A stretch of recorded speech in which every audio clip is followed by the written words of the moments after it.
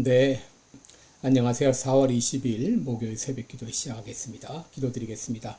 은혜로우신 우리 아버지, 또 오늘도 또 귀한 하루를 맞이했습니다. 오늘 하루도 하나님께 영광 돌리는 귀한 하루가 되기를 원합니다. 우리가 새벽마다 간구하는 우리의 간구를 주님께서 들어 응답하여 주시옵소서. 여러 가지 당면한 많은 문제들이 있습니다. 해결하지 못한 문제들이 있습니다. 이러한 모든 것들 하나님께서 우리의 믿음을 연단시키기 위한 과정으로 허락하신 것을 알고 잘 감당할 수 있도록 도와주시고, 어려움 당할 때마다 주님 앞에 기도하며 이 문제를 해결해 나갈 수 있도록 은혜 베풀어 주옵소서. 이 시간도 병중에 있는 우리 모든 성도들 긍휼을 베풀어 주시며 주의 능력의 손으로 친히 어루만져 주시옵소서.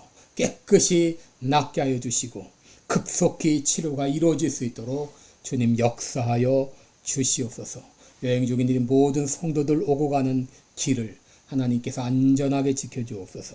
감사드리며 예수님의 이름으로 기도드리옵나이다. 아멘. 네, 찬송가 189장 부르겠습니다. 진실하신 주 성령 189장입니다. 예전 찬송가는 181장입니다.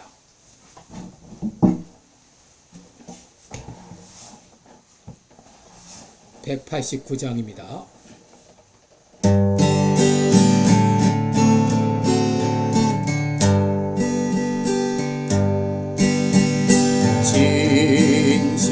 진실하신 주 성령 성도 곁에 계시사 순례길을 갈 때에 손을 잡아주소서.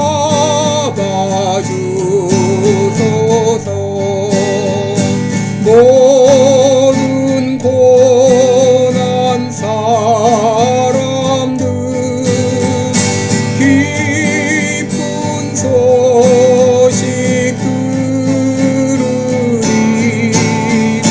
성령 말씀하기를 나를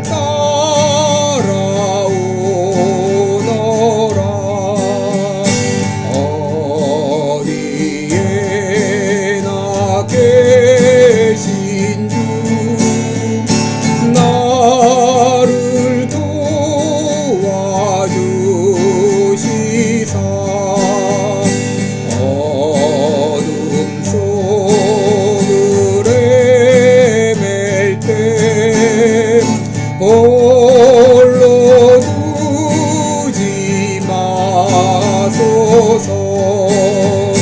풍랑심이 일어나 소망 끊어질 때에 성령 말씀하기를 나를 따라오너라. 모든 수고 끝나고 편히 쉬기 원할 때 하늘나라 밖에는 참된 위로 없도다. 주만 의지하고서 요단강을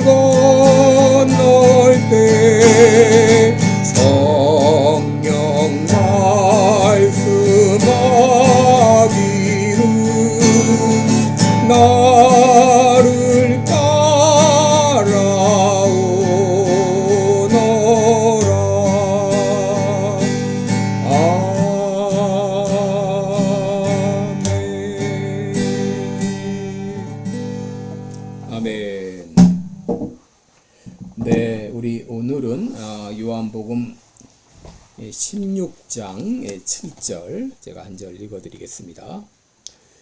요한복음 16장 7절, 요한복음 14장 6절입니다. 14장 6절, 16장 7절입니다. 16장 7절 제가 읽어드립니다. 그러하나 내가 너희에게 실상을 말하노니 내가 떠나가는 것이 너희에게 유익이라. 내가 떠나가지 아니하면 보혜사가 너희에게로 오시지 아니할 것이요 가면 내가 그를 너희에게로 보내리니. 아멘. 네, 우리 오늘은 우리 성령론 네 번째 시간입니다. 특별히 오늘 제목은 성령님의 역할, 이런 제목으로 함께 말씀을 나누겠습니다. 성령님께서 우리 안에서 어떤 역할을 하시는지 오늘 살펴보겠습니다. 오늘 몇 가지 말씀드린 첫째는 중생하게 하는 역할을 하십니다. 여러분 요한복음 3장 5절에 물과 성령으로 거듭나지 아니하면 하나님 나라에 들어갈 수 없다 그랬죠. 바로 우리를 거듭나게 하는 것은 바로 이 성령의 역사입니다. 성령님은 죄와 허물과 죽은 사람들을 다시 살아나게 하십니다. 여러분 아담의 후손으로 태어난 모든 인간은 영적으로 죽어 있습니다. 육신은 버젓이 살아있는지 몰라도 영적으로는 다 죽었습니다. 그래서 에베소 2장 1절에 허물과 죄로 죽었던 너희를 살리셨다. 이렇게 죽었던 우리를 영적으로 살아나게 하는 그 역할을 바로 성령께서 하시는 것이죠. 성령께서 예수님을 이제 구주로 믿게 하시고 구원하셔서 하나님과 끊어졌던 관계를 다시 회복시키시고 우리를 하나님의 자녀로 삼아주십니다. 그러므로 한 사람이 그리스도인이 되는 그것은 바로 성령님의 역사로만 가능합니다. 둘째, 이 성령님은 우리 안에 내주하는 역할을 하십니다. 여러분, 한 사람이 성령님의 역사로 중생하고 하나님의 자녀가 되면 성령께서 우리 안에 내주하시기 시작합니다. 그래서 로마서 8장 9절에 그리스도의 영이 없으면 그리스도의 사람이 아니라. 여러분, 그러므로 그리스도의 사람 안에는 모두 성령께서 그 안에 내주하십니다. 고린도전서 6장 19절 보면 너희 몸은 너희가 하나님께로부터 받은 바 너희 가운데 계신 성령의 전인 줄을 알지 못하느냐. 예수 믿는 사람들 가운데는 다 성령님께서 내주하십니다. 그리고 그 성령님은 우리 안에 거하시면 절대 우리를 떠나지 않으십니다. 요한복음 14장 16절에 내가 아버지께 구하겠으니 그가 또 다른 보혜사를 너에게 주사 영원토록입니다. 영원토록 너희와 함께 있게 하시리니 라고 말했습니다. 그러므로 우리가 어디를 가든지 무엇을 하든지 성령께서 나와 함께 계심을 믿고 우리 담대히 행해야 되겠습니다. 또 고린도전서 3장 16절에도 너희가 하나님의 성전인 것과 하나님의 성령이 너희 안에 거하시는 것을 알지 못하느냐 그랬습니다. 예수 믿는 사람들 가운데는 모두 성령님께서 내주하십니다. 셋째, 성령님은 우리들이 하나님의 자녀인 것을 증거해 주십니다. 로마서 8장 16절에 성령이 친히 우리 영으로 더불어 우리가 하나님의 자녀인 것을 증거하신다라고 말했습니다. 여러분, 이제 임신 1, 2개월 된 엄마는 자기가 진짜 임신을 했는지 의심할 수 있죠. 임신 정말인가 의심할 수 있습니다. 근데 병원에 가서 의사의 진단을 받고 내가 확실히 임신했구나 확신을 하게 되잖아요. 그리고 시간이 가면서 임신의 증거들이 나타나기 시작합니다. 배가 불러오기 시작하고 또 복중에 이 태중의 아이가 뛰놀기 시작합니다. 정말 내가 임신했구나 더 확신하게 되는데, 여러분 처음 예수 믿었을 때는 정말 내가 하나님의 자녀가 되었는지 확실치 않을 수가 있어요. 그런데 마치 의사가 임신의 사실을 확인해 주듯이 성령께서 내가 하나님의 자녀가 된 것을 확인해 주십니다.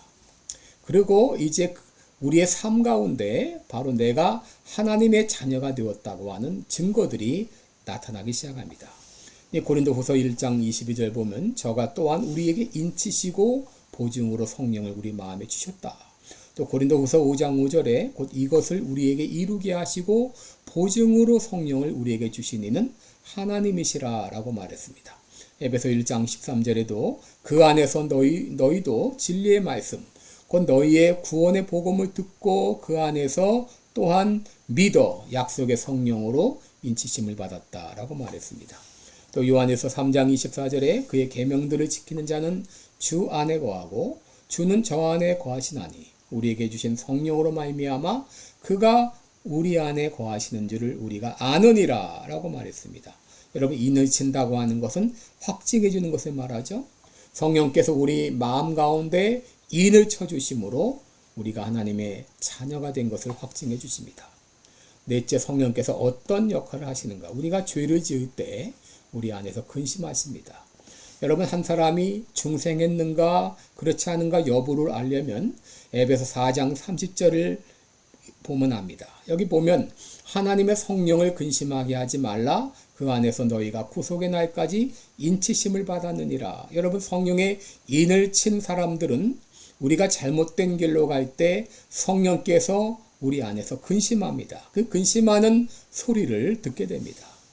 여러분, 우리가 거짓말을 하든지 혹은 분을 내든지 도둑질을 하든지 더러운 말을 하든지 이런 이 죄를 지을 때 하나님의 성령께서 내 안에서 근심하십니다. 여러분, 참 중생한 사람들은 성령께서 내 안에서 근심하는 것을 깨닫게 되므로 계속 그 죄 가운데 머물질 않습니다. 그리고 죄를 지을 때 빨리 우리에게 회개하라고 촉구하십니다. 바로 성령께서 그런 역할을 하는 것이죠. 여러분, 만일 이제 우리 집에 어떤 다른 사람이 무단 침입해가지고 거기 그냥 머무고 있다면 여러분 어떻게 하십니까? 빨리 쫓아내겠죠. 여러분, 우리는 성령이 우리 안에 거하시기 성령의 전입니다. 그런데 이 악한 마귀가 죄가 우리 마음을 침투해 들었다면 여러분 그냥 있겠습니까? 빨리 내쫓죠. 이게 성령께서 거하시는 전이기 때문에 성령께서 그냥 두지 않으십니다. 근심하시고 회개하도록 촉구하시는 것이죠. 다섯 번째, 성령께서 어떤 역할을 하시는가? 우리로 승리의 삶을 살게 하십니다. 여러분, 가장 불쌍한 사람은 중생했다고 하면서 하나님의 자녀가 되었다고 하면서 매일매일 그 마귀에게 질질 끌리는 생활을 하고 마귀에게 얻어맞고 패배하는, 이 패하는 삶을 살아가는 그런 사람이 가장 불쌍한 사람이죠. 여러분, 중생하고 하나님의 자녀가 되었다면 이제 성령의 능력으로 왕같은 제사장으로 거룩한 나라요 그의 소유된 백성으로서 당당하게 죄와 싸워서 또 악한 마귀와 싸워서 승리의 삶을 살아야 되는데 아직까지도 죄에게 종노릇하고 마귀의 종노릇하고 살아간다고 하게 되면 하나님이 얼마나 답답해 하실까요? 여러분, 자녀를 키울 때 이 자녀가 골목에 나가서 놀고 들어오다가 매일 동네 애들한테 얻어 터지고 놀림당하고 징징 짜면서 울리면서 집에 들어온다면 그 아이를 보는 부모의 마음이 어떻겠습니까? 얼마나 답답할까요? 저게 언제 사람 노릇할까? 답답할 것입니다. 그런데 어느 날 이 아이가 바뀌었습니다. 다른 애들이 이 아이한테 꼼짝 못하게 됐어요. 무슨 일이 일어났을까요? 이제 그의 삼촌이 있는데 삼촌이 이제 군대를 마치고 제대하고 돌아와서 이 아이하고 이 철수라는 아이인데 철수라는 아이랑 같이 살게 됐어요. 어느 날 이 철수하고 이 삼촌이 같이 동네에 나가서 애들한테 말합니다. 너희들 철수 건드리면 내가 가만 안 둔다. 그때부터 이 철수는 당당한 거예요. 왜? 자기 배우에 삼촌이 있기 때문에. 여러분, 우리도 마찬가지예요. 여러분, 우리가 약할지라도 우리 배후에는 성령님이 계십니다. 성령님이 계세요. 우리는 성령의 능력으로 당당히 싸워 이길 수 있어요. 야고보 4장 7절에 있는 대로 마귀를 대적하라. 그리하면 너희를 피하리라. 라고 말했어요. 또 성령께서 어떤 역할을 하시는가? 우리 신자의 삶을 인도하시는 역할을 합니다. 여러분, 중생한 신자는 그때부터 혼자가 아니라 성령께서 우리의 삶을 인도하기 시작합니다. 그래서 성령님께서 우리의 삶을 사사건건 간섭하시고 인도하셔서 우리들이 하나님의 뜻대로 살도록 도와주셔요. 갈라디아서 5장 16절에 성령을 쫓아 행하라. 그리하면 육체의 욕심을 이루지 아니하리라 라고 말씀하셨어요. 여러분, 우리가 우둔하여 잘못된 길로 갈 때 성령께서는 우리를 바른 길로 인도해 주셔요. 디모데후서 3장 16절에 모든 성경은 하나님의 감동으로 된 것으로 교훈과 책망과 바르게 함과 의로 교육하기 유익하다. 성령께서 말씀을 통해서 우리를 이렇게 인도하셔요. 때로 우리에게 교훈을 주시고 우리가 잘못된 길로 갈 때 책망하시고 또 우리가 바른 길로 갈 수 있도록 인도해 주시고 또 그 길을 계속 갈 수 있도록 의로 우리를 교육해 주십니다. 사도행전 16장 6절에 성령이 아시아에서 말씀을 전하지 못하게 했다. 그렇게 하나님께서 성령을 통해 막으십니다. 또 사도행전 18장 5절에 실라와 디모데가 마게도냐로서 내려오매 바울이 하나님의 말씀에 붙잡혀 유대인들에게 예수는 그리스도라 밝히 증거하니, 바로 하나님께서 성령님을 통해서 말씀으로 바울을 붙잡으신다. 그러니까 성령의 인도함을 받을 때 이렇게 말씀에 붙잡히는 삶을 살게 되는 것이죠. 마지막 일곱째로 이 성령님은 교회를 세우는 역할을 합니다. 여러분, 성령께서는 중생한 사람들로 함께 모여서 한 몸 한 교회를 이루게 하십니다. 그러므로 교회로 모였을 때는 모든 성도들이 성령으로 함께 교제하며 예배 드려야 됩니다. 신자의 유일한 기쁨은 성령 받은 성도들이 함께 모여 교제하는 일이 돼야 됩니다. 어떤 분들은 중생하지 못한 채 명목상의 신자가 되어가지고 성령으로 찬송하고 기도하고 예배하는 것이 기쁘질 않습니다. 왜 내가 교회 나가야 됩니까? 왜 내가 예배 드려야 됩니까? 이 사람은 아직도 중생하지 못한 것이죠. 이렇게 성령님은 중생한 신자들로 함께 모여서 이렇게 교회를 이루게 하십니다. 그러므로 이 성령님의 역할이 없이는 우리는 1분 1초도 신자의 삶을 살지 못하는 것이죠. 그래서 예수님께서 이 땅을 떠나시면서 내가 가는 것이 너에게 유익이다. 내가 가면 너에게 보혜사 성령을 보내줄 것이다. 그래서 영원토록 너희와 함께 있게 하시겠다고 약속해 주셨습니다.